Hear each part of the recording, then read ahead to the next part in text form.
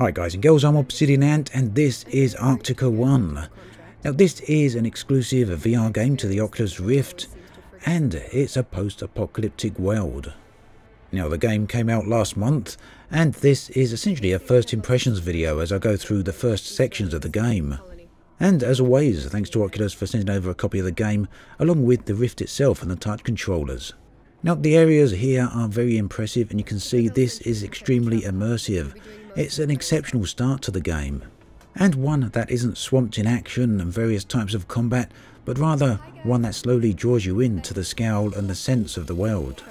As is often the case with VR games, interacting with everyday objects is a pleasure, and in many ways it really is these simple actions that make you feel you're very much a part of this world. But as we get to later, it's these type of actions that can very much feel a little bit problematic in places. So after your brief intro, you get a short training section here, and you can come down here as often as you like. Now anyone who's played Robo Recall will recognise both the formula and the layout of this game. In your home base, there's a shooting range here, and there's also the home controlled console at the top, whereby you get a map, a holographic map, that allows you to head on out to the various missions. Missions, of course, are the meat of the game, and it really is the gunplay that's the heavy focus here, and that means it's all important that the developers get this particular aspect of the game correct.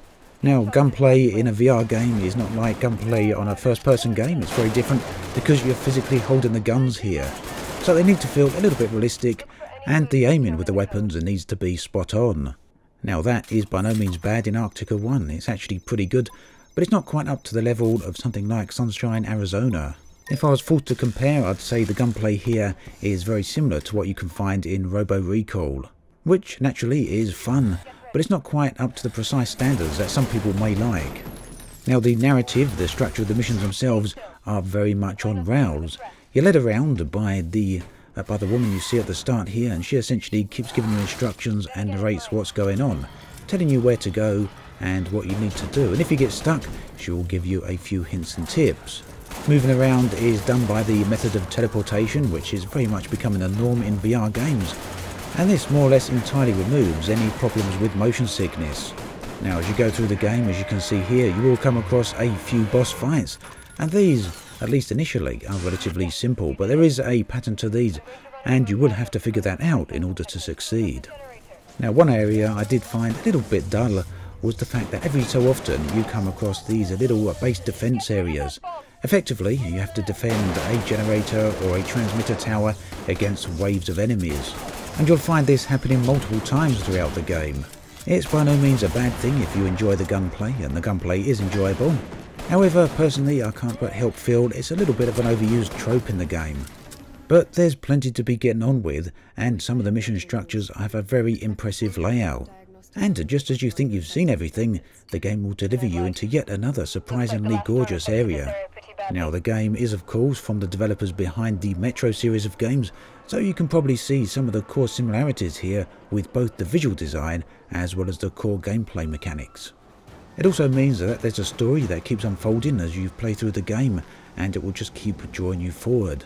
It also means that there are plenty of scary moments in the game, and a good few jump scares. The game also has a good number of puzzles spread throughout it. These start off very simple. Early on you'll have seen me entering a doorway code into a keypad, and that was written just above the keypad, but these become progressively more complex. Fairly early on in the game you'll need to fill up a unit here with some ionized water, and you'll need to figure out how this particular machine works.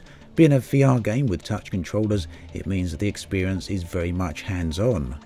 And this provides for some both exceptional gameplay as well as some quite tedious gameplay from time to time. In examples like this, it's very good gameplay indeed. Unfortunately, in other cases, the number of times you have to move an object or open a panel and go from A to B does get a little bit on the tedious side.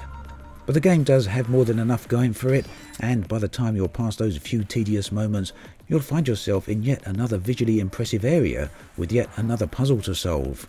And of course, at any moment, around any corner, you can find yourself facing yet another bunch of bad guys, whether they're the military-equipped crew here or the zombie-esque hordes.